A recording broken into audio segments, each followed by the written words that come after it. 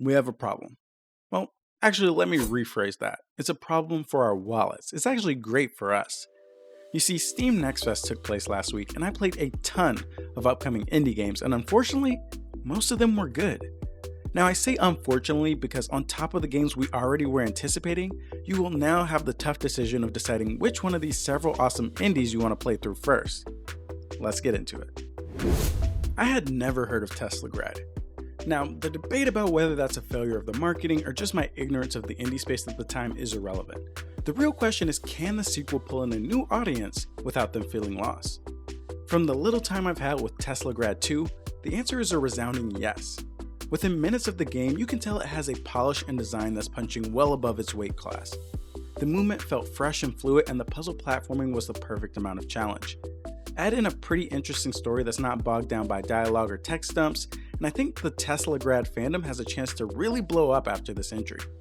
Look out for its release on PlayStation, Switch, Xbox, and PC. Next up, we have Mr. Sun's Hatbox.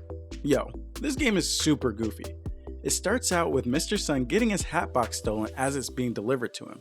And he's like, hey, that's too bad, no worries, everything's good. And the UPS guy is like, Mr. Sun, you have insurance with us, which means we will kill whoever we need to get that package back. And that's literally the game. You're just trying to get this package back to Mr. Sun, who's not even really stressed about it. It is hilarious. And my favorite part about this whole thing is that the gameplay is as equally goofy. It's a pretty simple premise of bonking thieves on the head and using hats as weapons, but it's kinda hard to explain, so just go check out the demo. Trust me, it's a lot of fun. Mr. Sun's Hatbox is dropping on PC later this year. Let's take a detour to the futuristic Wild West with Dust and Neon. You play as a robotic gunslinger in this twin-stick roguelite where you will track down and blow away your bounties. I got a chance to play this game at PAX West last year, and this definitely seems like a sleeper. It doesn't come off as super deep in the narrative department, but the gameplay mechanics steal the show anyways. It has intricate gun mechanics and challenging enemy AI that makes it equal parts tough and satisfying. I got a chance to talk to Matt Casamassina, the CEO of Rogue Games, the company who is publishing Dust and Neon, and he is positive people will fall in love with it once they get their hands on it. I think he's right, but find out for yourself when Dust and Neon releases on Switch and PC February 16th.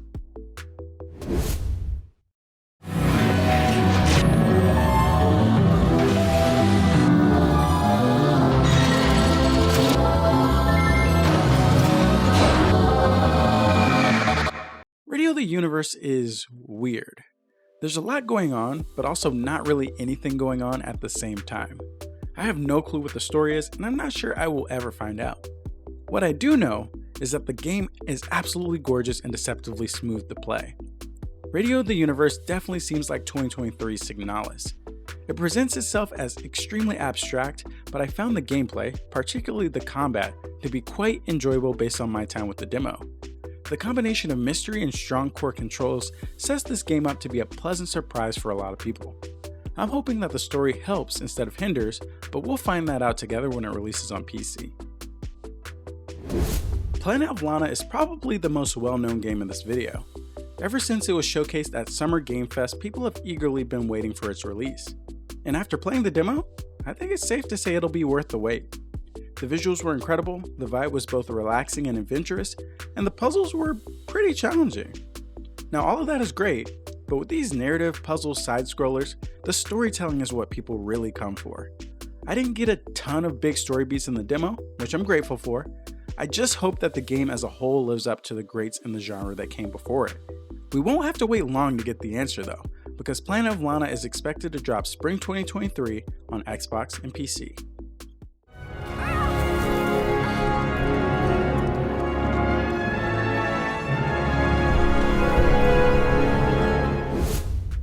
I've saved the best for last, but before we get there, make sure to like and subscribe while I showcase some of my Steam Next Fest honorable mentions.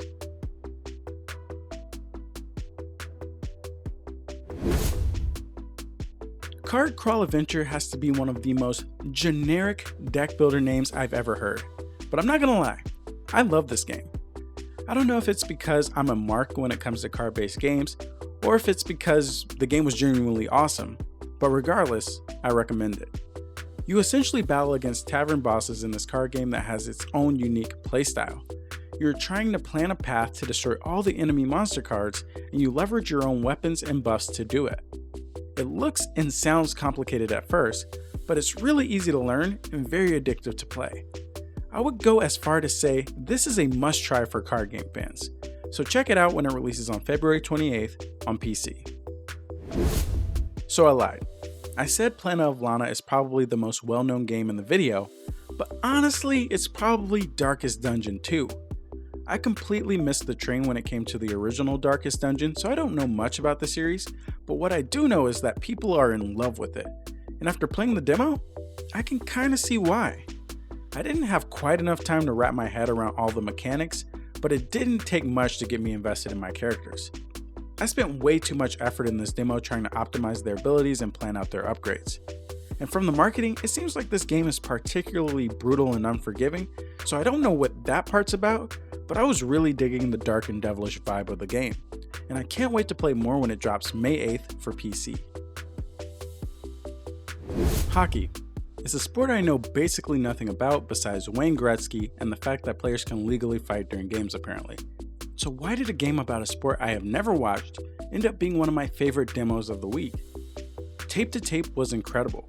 It has wacky arcadey sports gameplay that we don't really see anymore, mixed with roguelite mechanics. And let me tell you, it's scary how well these elements work together. The matches were funny, exciting, and competitive. Even as I sit here reading this script, I'm compelled to go back to the demo for more matches.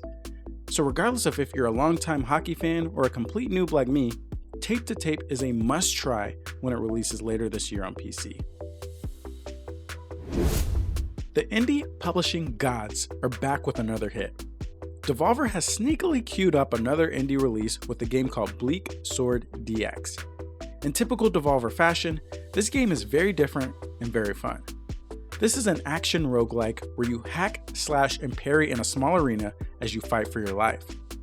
The visual style is unlike anything I've ever seen, and while at first I didn't know if it would work for me, once I was in the action I was totally sold on it. Just within the first few levels of the demo, I saw a great deal of enemy variety, and it seems to only get crazier from there. As far as I'm concerned, this is another win for Devolver, and I'm surprised we haven't seen it pop up in any major showcases yet. So go tweet at Devolver and tell them you saw it first on Camp Pause, and then go wishlist this game so you're ready when it comes to Switch and PC.